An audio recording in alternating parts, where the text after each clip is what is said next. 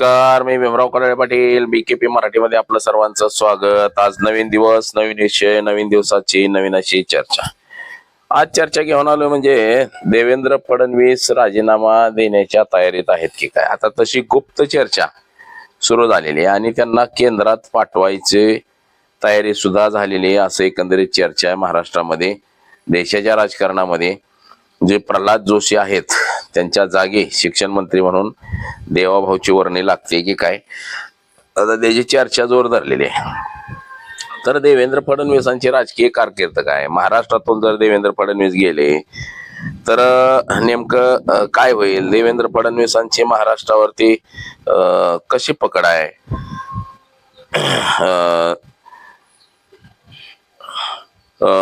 देवेंद्र फडणवीसांनी महाराष्ट्रात नेमकं आतापर्यंत काय काय केलंय, त्यांची राजकीय पकड जी आहे ती खरंच किती पकड आहे, किती पकड आहे, किंवा देवेंद्र फडणवीसांना महाराष्ट्रातून केंद्रात नेल्यानंतर नेमकं काय होऊ शकतं महाराष्ट्रामध्ये. तर या सगळ्या गोष्टींची आज आपण चर्चा करणार आहोत. आता देशामध्ये तर वातावरण कसं गढूळ झालेलं आहे हे तर आपण सगळ्यांनी पाहतोय. आपण रोज त्याचे नवनवीन व्हिडिओ सुद्धा बनवतोय. तर देवेंद्र फडणवीसांनी आजपर्यंत भाजपमध्ये किती लोकांना भाजपमध्ये घेतले गेलेलं आहे, तर त्यांच्या कार्यकाळामध्ये किती विजय मिळालेला आहे, म्हणजे भाजपच्या कार्यकाळात तसंच देवेंद्र फडणवीसांच्या कार्यकाळामध्ये किती लोकांनी भारतीय जनता पक्षामध्ये प्रवेश केला, इतर पक्षाच्या लोकांनी, त्यावरती सुद्धा आज आपण चर्चा करणार आहोत की बाबा एवढी लोक भारतीय जनता पक्षाच्या कार्यकाळामध्ये काँग्रेस पक्ष सोडून, म्हणजे 2014 पासून जसं की राधाकृष्ण विखे पाटील यांच्यासहित अजून किती मंडळी आहेत, या सगळ्या गोष्टींची आपण सविस्तर अशी चर्चा करणार आहोत. त्यासाठी हा संपूर्ण व्हिडिओ बघा आणि हा व्हिडिओ बघितल्यानंतर आपल्या लक्षात येईल की देवेंद्र फडणवीसांना जे महाराष्ट्राचं राजकारण काय जण म्हणतात नासावलं, काय जण म्हणतात चांगलं केलं, की जे राजेबंधू शरद पवारांच्या सावलीला होते त्यांना सुद्धा भाजपमध्ये आणलं गेलेलं आहे. म्हणजे अजून किती मंडळींना भाजपमध्ये आणलं गेलेलं आहे, देवेंद्र फडणवीस काय करू शकतात, हे आपल्या लक्षात येते या संपूर्ण चर्चेमध्ये. आणि आपण जर चॅनलवरती नवीन असाल तर चॅनल सबस्क्राईब करावा ही सर्वांना विनंती. आणि चला चर्चेला सुरुवात करूया. महाराष्ट्राच्या राजकारणामध्ये देवेंद्र फडणवीस हे सध्या चाणक्य म्हणून ओळखले जातात. ज्या शरद पवारांना आजवरती चाणक्य नीतीचा माणूस असं म्हटलं जात होतं, मात्र शरद पवारांचं नाव कुठंतरी मागं पडलं. शरद पवारांना स्वतःची राष्ट्रवादी सुद्धा वाचवता आली नाही. अजित पवार भाजप सोबत गेले आणि स्वतःच्या पक्षाचे आमदार सुद्धा निवडून आणता आले नाहीत. 10 जेमतेम आमदार आलेले आहेत. म्हणजे पवार साहेबांना जे चाणक्य मुरब्बी राजकारणी असं जे म्हटलं जात होतं ते 2014च्या अगोदर. 2014 नंतर पवार साहेबांचं कमी प्रस्त होत गेलं आणि ते बऱ्यापैकी कमी झालं. आणि ह्या सगळ्या गोष्टींना छेद महाराष्ट्राचं राजकारण नासवलं असं काही लोकांचं मत आहे. देवेंद्र फडणवीसांनी नासवलं ते. त्याच ह्याच्या चर्चेमध्ये बघा, पहिल्यांदा आपण देवेंद्र फडणवीसांची राजकीय कारकीर्द बघू, त्यानंतर देवेंद्र फडणवीसांनी महाराष्ट्रातले फोडलेल्या नेत्यांची नावं बघू, किती लोक फोडले आतापर्यंत महाराष्ट्रातली. तसंच देवेंद्र फडणवीस केंद्रात जातील का आणि महाराष्ट्रातून राजीनामा देतील का, यावरती सुद्धा आज आपल्याला चर्चा करायची. तसंच देवेंद्र फडणवीसांच्या कार्यकाळामध्ये किती दंगली झाल्या महाराष्ट्रामध्ये, जातीवाद वाढलाय का, ह्या सगळ्या गोष्टींवरती आज आपण चर्चा म्हणजे सुरुवातीपासून करणार आहे. तर पहिल्यांदा देवेंद्र गंगाधर फडणवीस हे भारतीय जनता पक्षाचे मुख्यमंत्री देवाभाऊ नावाने ओळखले जातात. गंगाधर फडणवीस, शोभा फडणवीस हे सुद्धा राजकारणात होते. शोभा फडणवीस या युती सरकारच्या कार्यकाळामध्ये राज्यमंत्री होत्या. म्हणजे देवाभाऊची आई. देवेंद्र फडणवीसांची राजकीय कारकीर्द ही नगरसेवकापासून झाली. नगरसेवक झाले ते, त्यानंतर व्हीबीव्हीपी म्हणजे विद्यार्थी संघटना आहे त्याच्यातून त्यांनी राजकारण सुरू केलं आणि RSS ची त्यांचे जवळचे संबंध आहेत, म्हणजे राष्ट्रीय स्वयंसेवक संघ. आता ते नगरसेवक म्हणून 92 ते 91 2001 पर्यंत नागपूरचं नगरसेवक झाले. ते 22व्या वर्षी महापौर सुद्धा झाले नागपूर महानगरपालिकेचे. त्यानंतर त्यांनी दुसऱ्यांदा महापौर सुद्धा बजवलं की 97 ते 99च्या कार्यकाळामध्ये नागपूर महानगरपालिकेचं. तसंच 99 नंतर मात्र ते विधान परिषदेला पहिल्यांदा नागपूर मधून निवडून आले. नागपूर दक्षिण मधून ते सलग 5 वेळा आमदार नागपूरचे झालेले आहेत. 2001 मध्ये ते भाजपचे भाजप मोर्चाचे युवा मोर्चाचे राष्ट्रीय उपाध्यक्ष झाले. त्यानंतर ते भाजप महाराष्ट्राचे सरचिटणीस झाले. महाराष्ट्राचे 2013 साली अध्यक्ष झाले. 2014 वेळी त्यांच्या नेतृत्वाखाली महाराष्ट्रामध्ये निवडणूक लढल्या गेल्या आणि 2014ला महाराष्ट्रामध्ये सत्ता परिवर्तन झालं. भारतीय जनता पक्षाची सत्ता आली. त्यावेळी त्यांना महाराष्ट्र राज्याचं मुख्यमंत्री बनवलं गेलं. बघा, त्यांचा जो पहिला कार्यकाळ होता 31 ऑक्टोबर 2014 ते 12 नोव्हेंबर 2019. त्यानंतर ते महाराष्ट्राचे 18वे मुख्यमंत्री म्हणून म्हटलं जात होतं. शरद पवारांनंतर राज्यात सर्वात तरुण जे मुख्यमंत्री झाला ते देवेंद्र फडणवीसांचं नाव घेतलं जातं. 5 वर्षाचा काळ पूर्ण करणारे 50 वर्षाच्या आतले पहिले मुख्यमंत्री म्हणून देवेंद्र फडणवीसांचं नाव घेतलं जातं. आता महत्वाची जी काही कामं केलेली महाराष्ट्रामध्ये ती सुद्धा आपण सांगू. जलयुक्त शिवार अभियान, आपलं सरकार पोर्टल, हक्क सेवा कायदा, अशी जी काही महत्वाची कामं ती सुद्धा केलेली आहेत. त्याचबरोबर जातीवाद वाढवणं, राज्यांमध्ये दंगली झाल्यानंतर त्याच्यावरती कारवाई न करणं, हे सुद्धा आपण बघितलेलं असं ते विरोधक आरोप करत असतात. तर दुसरा कार्यकाळ 23 नोव्हेंबर 2019 ते 28 नोव्हेंबर 2019 म्हणजे 80 तासाचं मुख्यमंत्री बनले होते. अजित पवार उपमुख्यमंत्री आणि देवेंद्र फडणवीस हे मुख्यमंत्री झाले होते. त्यानंतर 30 जून 2022 ते 5 डिसेंबर 2024 एकनाथ शिंदे हे मुख्यमंत्री झाले आणि देवेंद्र फडणवीस हे उपमुख्यमंत्री म्हणून त्यांनी कार्यभार पाहिला. तर तिसरा कार्यकाळ म्हणजे तिसऱ्यांदा मुख्यमंत्री झाले. तिसरा कार्यकाळ 5 डिसेंबर 2024 ते आतापर्यंत 24 नंतर आता ते तिसऱ्यांदा मुख्यमंत्री आहेत. सोबत एकनाथ शिंदे आहेत, सुनित्रा वहिनी आहेत. उपमुख्यमंत्री म्हणजे अजितदादा होते. आता काय अजितदादांचं निधन झालं, त्याचा काही सोक्षमोक्ष लागला नाही, काय नाही. आता धोरणात्मक कार्यकर्ता संघटन 2014 ते 24 मध्ये विजयाचा शिल्पकार मानलं जातं. म्हणजे जे 2014 नंतर देवेंद्र फडणवीसांच्याच नेतृत्वामध्ये सगळ्या निवडणुका पार पडलेल्या आहेत. आता त्यामध्ये विदर्भाचा विकास केला म्हटलं जातं. म्हणजे मुख्यतः नागपूर आणि विदर्भाच्या विकासासाठी 2016 मध्ये नागभूषण पुरस्कार मिळाला, म्हणजे सर्वाधिक जास्त निधी आणला म्हणून. पुन्हा सहनशीलतेचं राजकारण आहे असंही म्हटलं जातं. 2019च्या पराभवानंतर मी समुद्रासारखा आहे वगैरे वगैरे त्यांनी भाष्य केलं होतं. पुन्हा येईन आपण ते सुद्धा पाहिलं आहे. 3 वेळा महाराष्ट्र राज्याचं मुख्यमंत्री, भाजपच्या राष्ट्रीय स्तरावरती महत्वाचा दुसरा चेहरा म्हणून त्यांच्याकडे बघितलं जात. आता देवेंद्र फडणवीस हे दिल्लीला जाऊ शकतात का, त्यावरती सुद्धा आपण चर्चा करणार आहोत. तर देवेंद्र फडणवीस यांच्यावरती भ्रष्टाचाराचे किती आरोप झालेत आजपर्यंत आणि त्यांचे जे सहकारी होते त्यांच्यावरती किती लोकांवरती भ्रष्टाचाराचे आरोप झालेले आहेत, त्यावरती सुद्धा आपण आज चर्चा करणार आहोत. की जे सांगितलं जातं की क्लीन चेहरा आहे, देवेंद्र फडणवीसांवरती भ्रष्टाचाराचा आरोप केला गेलेला नाही किंवा देवेंद्र फडणवीस हे भ्रष्टाचारी नाहीत असं जे सांगितलं जातं. मात्र त्यामध्ये असं असतं की आपला सहकारी भ्रष्टाचारामध्ये अडकला तर आपले सुद्धा हात त्या भ्रष्टाचारामध्ये लागलेले असतात भ्रष्टाचाराला. हे सुद्धा तितकंच खरं आहे. मात्र हे सांगितलं जात नाही की बाबा देवाभाऊच्या कार्यकाळामध्ये भ्रष्टाचार झाला का, दंगली झाल्या का, हे दाबलं जात आहे सगळं प्रकरण. म्हणजे आज महाराष्ट्रामध्ये देवेंद्र फडणवीस हे तसंच केंद्रात नरेंद्र मोदी हे काही खोटं नाटक सांगितलं तरी ते अंधभक्तांना खरं वाटतं. ही सुद्धा सध्याची परिस्थिती अशी झालेली आहे.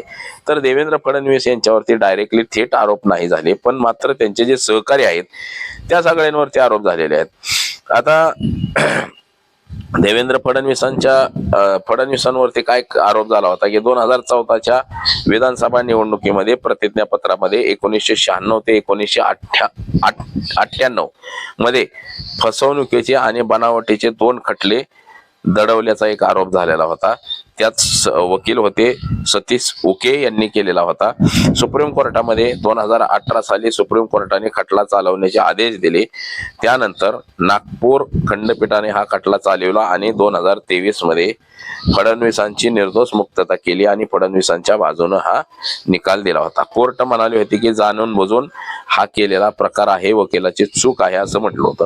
मात्र जे निवडणुकीचं प्रतिज्ञापत्र आहे त्याच्यामध्ये सरळ सरळ हे सगळं दडवलेलं होतं आणि त्यावरती कोर्टानं सुद्धा हा खोटा निकाल दिला. त्यावेळेस त्या वकिलांनी आणि तिथल्या लोकांनी असे आरोप केले होते. त्यानंतर बघा ADR च्या रिपोर्टनुसार 2017 मध्ये त्यांच्यावरती 22 खटले प्रलंबित खटले होते. फडणवीस म्हणतात बहुतेक खटले आंदोलनाच्या दरम्यानचे राजकीय स्वरूपाचे आहेत, म्हणजे राजकारण करत असताना राजकीय खटले दाखल होत असतात आणि ते सुद्धा त्यांनी प्रतिज्ञापत्रामध्ये दडवलेले होते, हे सुद्धा सांगितलं. तर बनावट प्रकरण 2026 म्हणजे आरोप 2026 मध्ये सुद्धा आता अंबादास दानवेंनी विधानसभेत केलेले आहेत की फडणवीसां बघा रमाई आवास योजना जी आहे औरंगाबादला छत्रपती संभाजीनगरला जी योजना सुरू होती त्या योजनेमध्ये सुद्धा देवेंद्र फडणवीस आणि एकनाथ शिंदेच्या नावाने बनावट रेशन कार्ड काढून बनावट कागदपत्र तयार करून घरकुल लाटल्याचा प्रकार सुद्धा समोर आलेला होता आणि त्याच्यावरती सुद्धा बरीचशी चर्चा झाली होती. तर फडणवीसांनी आरोप केले की MVA सरकारमध्ये अधिकाऱ्यांना सुपारी देऊन त्यांना गिरीश महाजन, प्रवीण दरेकर यांच्यावरती खोट्या केसमध्ये अडकवण्याचा प्रयत्न केला असंही म्हटलं गेलेलं होतं. हे फडणवीसांनी आरोप केलेले होते. 2019 नंतर जे उद्धव ठाकरेंचं सरकार होतं त्या सरकारच्या कार्यकाळामध्ये असं सांगितलं होतं. आता फडणवीसांबद्दल शून्य सहानुभूती आहे लोकांच्या मनामध्ये, मात्र तरी सुद्धा हे लय ह्यानं निवडून येतंय. आता ते गिरीश महाजन वरती दरेकर वरती जे आरोप केले त्याची 2025 मध्ये SIT स्थापन केली होती, त्याचा अद्याप निकाल आलेला नाही. आता 2014 सालापासून सरकार होतं, सरकारमध्ये जे मंत्री होते, आता एकनाथ खडसे सुद्धा त्याच मंत्रिमंडळामध्ये होते 2016 पर्यंत. त्यावेळेस एकनाथ खडसे महसूल मंत्री असताना पुण्यातला जमीन गैरव्यवहार प्रकरण समोर आलं होतं. 2016 मध्ये आलं होतं हे प्रकरण आणि आरोपानंतर 2016 मध्ये एकनाथ खडसे यांना राजीनामा द्यावा लागला होता आणि चौकशी झाल्यावरती म्हणून काय करायचं ते करू म्हटलं होतं. त्यानंतर प्रकाश मेहता म्हणजे देवेंद्र फडणवीसांच्या मंत्रिमंडळातले 2014चे जे मंत्री ज्यांच्यावरती भ्रष्टाचाराचे आरोप, भूखंड गिळण्याचा आरोप जे झाले त्या आरोपांच्या चौकशा आता बऱ्याच जणांवरती आरोप झाले, मात्र एकनाथ खडसेंनाच राजीनामा द्यावा लागला, बाकीच्यांना राजीनामा द्यावा लागला नाही. प्रकाश मेहता गृहमंत्री असताना भ्रष्टाचाराचे आरोप झाले, त्यांच्यावरती सुद्धा सुभाष देसाई उद्योगमंत्री होते, त्यांच्यावरती सुद्धा आरोप झालेले होते 2016 मध्ये. तर बघा 2014 नंतर देवेंद्र फडणवीसांच्या मंत्रिमंडळातल्या 9 मंत्र्यांवरती गंभीर आणि भ्रष्टाचाराचे आरोप झाले होते. त्यामध्ये पंकजा मुंडे, चक्की घोटाळा, विनोद तावडे, सुभाष देशमुख, विष्णू सावरा, संभाजी निलंगेकर पाटील, जयकुमार रावल, रणजित पाटील, दिलीप गावडे, रवींद्र वायकर यांच्यावरती सुद्धा आरोप झालेले होते. त्यानंतर फडणवीसांनी असं म्हटलं होतं की ह्यांच्यावरती भ्रष्टाचाराचे आरोप सिद्ध झालेले नाहीत, म्हणजे ते प्रकरण दाबलं होतं त्या काळामध्ये आणि राजकीय आरोप केलेले आहेत असं सांगितलं गेलेलं होतं. तर देवेंद्र फडणवीसांच्या कार्यकाळामध्ये जातीय दंगली किती झाल्यात का त्याचं सुद्धा आज आपण चर्चा करू. तर आतापर्यंत बघा देवेंद्र फडणवीस 3 वेळा महाराष्ट्राचे मुख्यमंत्री झाले आणि त्यांचा कार्यकाळ पहिला 31 ऑक्टोबर 2014 साली झाला त्यांचा पहिला कार्यकाळ आणि त्यामध्ये बघा देवेंद्र फडणवीसांच्या कार्यकाळात म्हणजे 5 वर्षामध्ये 474 जातीय दंगली झाल्यात. किती? 5 वर्षाच्या कार्यकाळामध्ये 14 ते 19 474 जातीय दंगली झाल्या, 917 लोकांचा बळी त्यामध्ये गेलेला आहे. म्हणजे आपण जे म्हणतो देवेंद्र फडणवीसांच्या कार्यकाळामध्ये काय झालं का, तर त्यातल्या प्रमुख घटना ज्या आहेत ते सुद्धा तुम्हाला मी सांगतो. मोहसिन शेख हत्या जून 2014 देवेंद्र फडणवीस सत्तेत येण्याच्या टायमाला छत्रपती शिवाजी महाराज आणि बाळासाहेब ठाकरे यांचे फोटो इंटरनेटवर फिरवल्याने ते सुरू झालं. हिंदू राष्ट्र सेनेच्या कार्यकर्त्यांनी त्या मोहसिन शेख याची हत्या केली होती.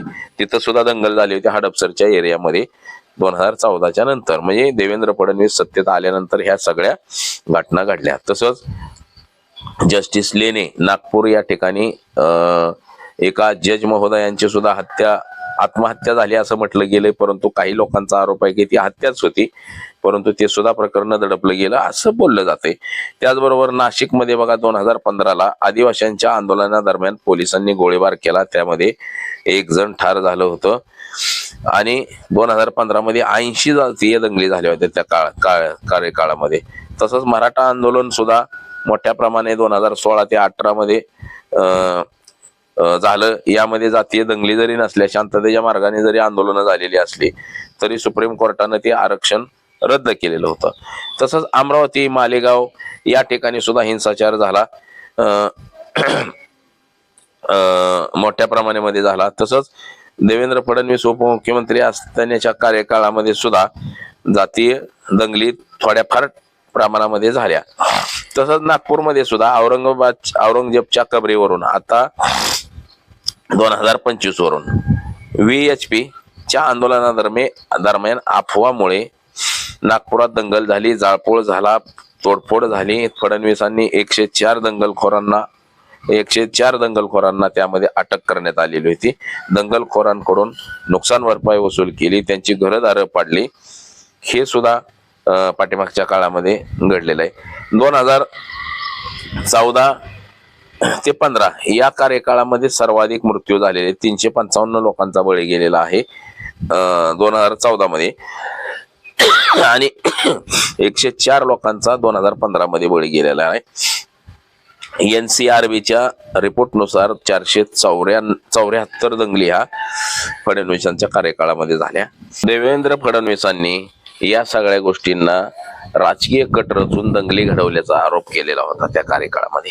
मात्र फडणवीसांच्या कार्यकाळामध्ये 474च्या ज्या दंगली झालेल्या आहेत 474, त्या मात्र त्यांच्या नावावरती अजून सुद्धा तशाच आहेत. त्यामध्ये अटक केली असेल, लोकांना जेलमध्ये घातलं असेल, कोल्हापूर सारखी दंगल असेल किंवा अनेक ठिकाणच्या असेल, परंतु त्यांच्या कार्यकाळामध्ये हे सगळं झालं.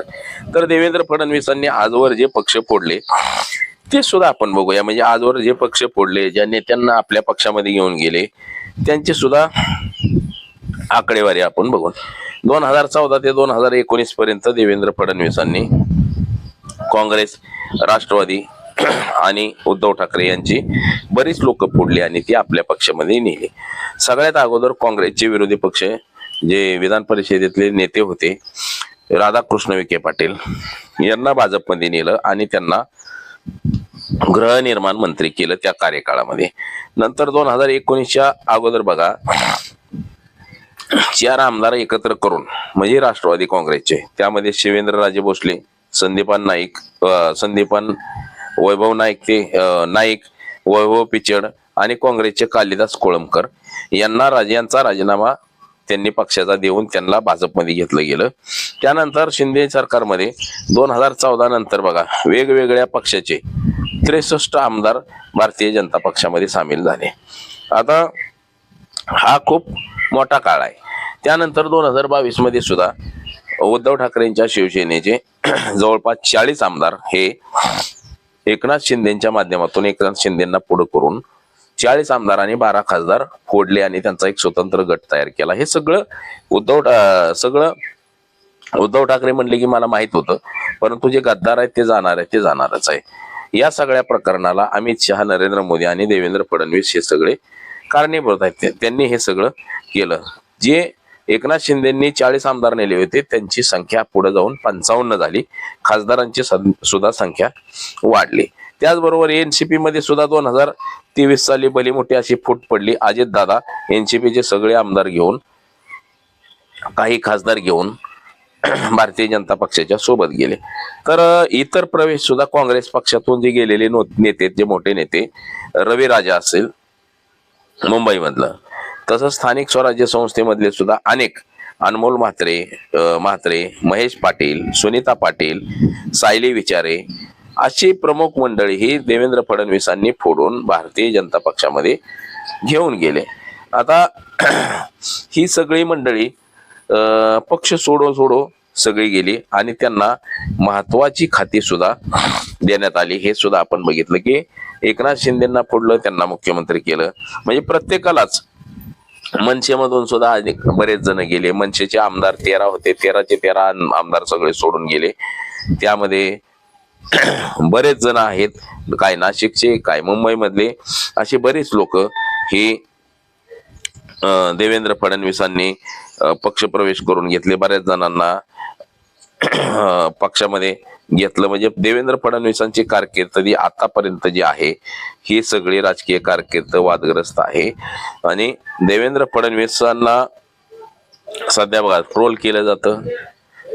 जे देवेंद्र फडणवीस सांगतात की आम्ही विकास केलाय, परंतु तो विकास कसा बाकास झालाय हे सुद्धा लोक सांगताना कचरत नाहीत, घाबरत नाहीत लोक. देवेंद्र फडणवीसांनी जो विकास केलाय तो विकास कसा झालाय बाकास, म्हणजे जो मुंबईचा वरळीचा सी लिंक असेल तो सी लिंक कसा एकाच पावसामध्ये गपगार पडला, म्हणजे तो पार सगळं त्याचं वाटोळ झालं. 6,000 कोटीचा प्रकल्प कशा पद्धतीनं त्याचं वाटोळ झालं हे सुद्धा लोक दाखवतात. आणि बघा देवेंद्र फडणवीसांच्या कार्यकाळामध्ये जे यश मिळालेलं आहे भारतीय जनता पक्षाला ते सुद्धा जरा थोडं आपण बघू. 2014 पासून तर भारतीय जनता पक्षाचा विजय होतोय.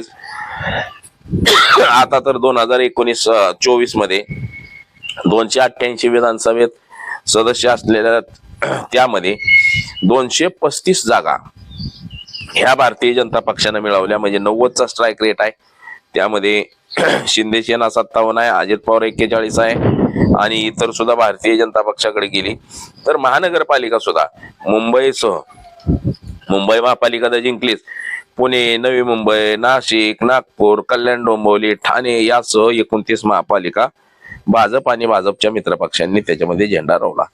आता बीएमसी म्हणजे मुंबई महापालिका सगळ्यात महत्वाची होती. मुंबई महापालिकेला 2017चा रेकॉर्ड मोडून, म्हणजे नगरसेवकाचा रेकॉर्ड मोडून सर्वाधिक नगरसेवक मुंबईमध्ये निवडून आणले.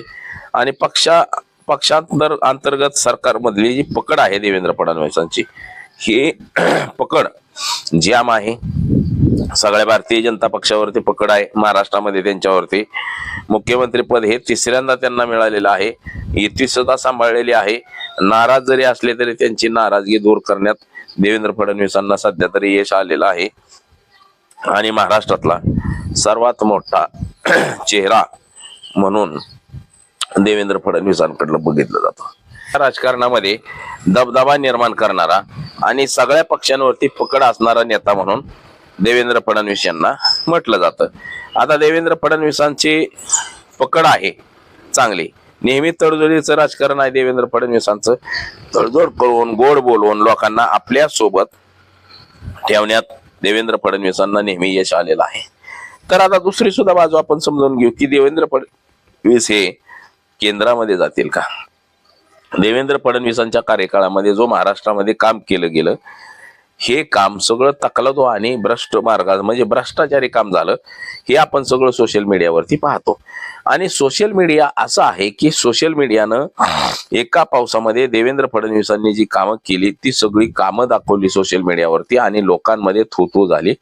जनता प्रचंड नाराज आहे. महाराष्ट्रामध्ये सुद्धा, देशामध्ये सुद्धा देवेंद्र फडणवीस असेल, नरेंद्र मोदी असेल, या सगळ्यांच्या कारभारावरती जनता प्रचंड नाराज झालेली आहे.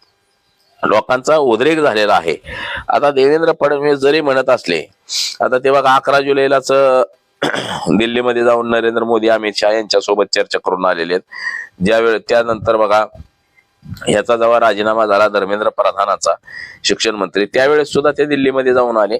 म्हणजे दिल्लीमध्ये सुद्धा हालचाली सुरू झालेल्या आहेत की देवेंद्र फडणवीसांना केंद्रात आणायचं. त्याचबरोबर अमित शहा यांना सुद्धा असं झालेलं आहे की आपल्याला प्रतिस्पर्धी नको. आता देशभर आंदोलन सुरू झालेले आहेत की नरेंद्र मोदींचा राजीनामा घ्या. नरेंद्र मोदींचा जर राजीनामा झाला तर त्यानंतर कोण, मग त्यानंतर अमित शहा यांची वर्णी लागावी, आपली वर्णी लागावी, म्हणून अमित शहा सुद्धा काही कुरघोडीचं राजकारण करतायत. त्यांनी सुद्धा देवेंद्र फडणवीसांचं खच्चीकरण कसं करायचं तर ते एकनाथ शिंदेना आणायचं किंवा चंद्रशेखर बावनकुळेला आणायचं आणि देवाभाऊला केंद्राच्या मंत्रिमंडळामध्ये घ्यायचं, कुठल्या तरी एका कोपऱ्यात बसवलं, तिथं कोणी विचारित नाही, ओळखत नाही, अशी परिस्थिती सध्याची आहे. तर देवेंद्र फडणवीसांनी सुद्धा स्वतः सांगितलं की बाबा मी काय दिल्लीला जाणार नाही, मी मुंबईमध्येच राहणार आहे. मात्र चंद्रशेखर बावनकुळे हे मुख्यमंत्री होतील अशी चर्चा मात्र महाराष्ट्रामध्ये सध्या जोरदार आहे. म्हणजे चंद्रशेखर बावनकुळेच महाराष्ट्रामध्ये आता मुख्यमंत्री पदाच्या लायक आहेत अशी एक चर्चा घडवली जाते सगळ्या सोशल मीडियामध्ये, ह्याच्यामध्ये. आणि देवेंद्र फडणवीसांना बाजूला केलं जाऊ शकतं अशी सुद्धा चर्चा मोठी आहे. आता राष्ट्रीय पातळीवरती जे नेते आहेत, अमित शहा, नरेंद्र मोदी, आता हे दोघ जणच सगळं बघतात, बाकीच्या कोणाला काय बघू देत नाहीत. मात्र राजकीय विश्लेषक जे आहेत आपल्या महाराष्ट्रातले किंवा देशाचे, त्या प्रत्येकाचं मत असंच आहे की देवेंद्र फडणवीस हे केंद्रात जाऊ शकतात, केंद्रामध्ये जाऊ शकतात आणि केंद्रातच ते राहू शकतात. नरेंद्र मोदी आणि अमित शहा म्हणजे आपल्याला प्रतिस्पर्धी नको पंतप्रधान पदासाठी. म्हणजे बघा, पहिलं सुषमा स्वराज होत्या, अरुण जेटली होती, ही जी सगळी मंडळी होती, लालकृष्ण अडवाणी सकट. आता लालकृष्ण अडवाणी पंतप्रधान होतील होतील होतील असं म्हटलं अटल बिहारी वाजपेयींच्या कार्यकाळामध्ये, मात्र त्यांना पंतप्रधान केलं गेलं नाही. त्यानंतर 2014ला ज्या वेळेस भाजपचं वातावरण तयार झालं, त्यावेळेस सुद्धा त्यांना अगदी सहजपणे बाजूला केलं गेलं आणि नरेंद्र मोदींना पुढे आणलं गेलं. महाराष्ट्रात देवेंद्र फडणवीसला पुढे आणलं गेलं. महाराष्ट्रात सुद्धा गोपीनाथराव मुंडे यांना सहजासहजी बाजूला केलं गेलं, एकनाथ खडसेंना सहजासहजी बाजूला केलं गेलं आणि देवेंद्र फडणवीसांना पुढे आणलं गेलं. आता अशीच चर्चा सगळ्या राज्यामध्ये आहेत. त्यात देवेंद्र फडणवीस यांना अनुभव सुद्धा आहे. त्यांनी गृह विभाग, ऊर्जा विभाग, वित्त विभाग यासारखी महत्वाची पदं महाराष्ट्रामध्ये सांभाळलेली आहेत आणि त्यांचा अनुभव पाहता त्यांना केंद्रामध्ये घेतलं जाईल की शिक्षण विभाग असेल किंवा अजून काय असेल. केंद्राचा आता ज्यावेळेस विस्तार होईल 2.5 वर्ष पूर्ण झाल्यानंतर, म्हणजे आता बघा अजून एक महिनाभर टाइम आहे, महिनाभरामध्ये केंद्राचा विस्तार होऊ शकतो आणि या विस्तारामध्ये देवेंद्र फडणवीसांकडे महत्वाचं खातं जाऊ शकतं. ते म्हणजे शिक्षण असेल किंवा वित्त असेल, असं कुठलं तरी एखादं खातं जाऊ शकतं आणि त्या खात्याच्या माध्यमातून त्यांना केंद्रामध्ये घेतलं जाऊ शकतं. आणि ते केंद्रामध्ये घ्यायचं कशासाठी, तर देवेंद्र फडणवीस यांचं महाराष्ट्राच्या राजकारणावरची पकड कमी करायची, त्यांना केंद्रात गेल्यानंतर तिथं कायमस्वरूपी ठेवायचं आणि पंतप्रधान पदाचा जे दावेदार म्हणायचं नाही अजिबात. म्हणजे नरेंद्र मोदीच्या नंतर कोण, तर ते अमित शहा. ह्याच्यासाठी देवेंद्र फडणवीसांचं खच्चीकरण हे अमित शहा करतील असं एकंदरीत आपल्याला दिसतंय. तर ते लवकरात लवकर राजीनामा देऊन केंद्रीय मंत्रिमंडळामध्ये जातील अशी ही चर्चा महाराष्ट्रभर आहे. बघा, संजय राऊतांना मागच सांगितलेलं आहे, 2दा सांगितलेलं आहे की देवेंद्र फडणवीसाला बोलावा आया है, अभी चला जाएगा असं म्हटलेलं गेलेलं आहे. सूचक 2-4 वेळा त्यांनी वक्तव्य केलेलं आहे की देवेंद्र फडणवीसांना महाराष्ट्रात ठेवणार नाहीत, मोदी शहा केंद्रामध्ये नेतील आणि इथं बावनकुळे किंवा पंकजा मुंडे नाही पण चंद्रशेखर बावनकुळेंच्या ताब्यामध्ये इथं देतील असंही म्हटलं जातंय. आता देवेंद्र फडणवीसांनी बघा किती जणांचं खच्चीकरण केलं, विनोद तावडेंचं खच्चीकरण केलं, पंकजा मुंडेंचं खच्चीकरण केलं, आशिष शेलारांचं खच्चीकरण केलं. म्हणजे इथं जो मराठा चेहरा किंवा ओबीसी चेहरा जो मुख्यमंत्री पदाच्या रेसमध्ये होता, त्या सगळ्यांचे पंख देवेंद्र फडणवीसांनी कापले होते हे अमित शहाना माहिती आहे. आणि देवेंद्रनं हिथं राहून तिथलं पंतप्रधान पदाचे कोणाचे पंख कापू नये म्हणूनच इलाज म्हणून देवेंद्र फडणवीसांची सध्या खच्चीकरण केलं जात असल्याचं सांगण्यात येते. संजय राऊतांनी सुद्धा बऱ्याच वेळा सांगितलं की त्यांचं खच्चीकरण, पंख कापले जात आहेत महाराष्ट्रातले, हळूहळू पंख कापून त्यांना केंद्रामध्ये पाठवलं जाईल. तर हे तितकंच खरं आहे. तर बघा, आज एवढंच. माझा सहकारी कॅमेरामन अनिकेत समे, मेमराव कराळे पाटील, BKB मराठी, इंदापूर, पुणे.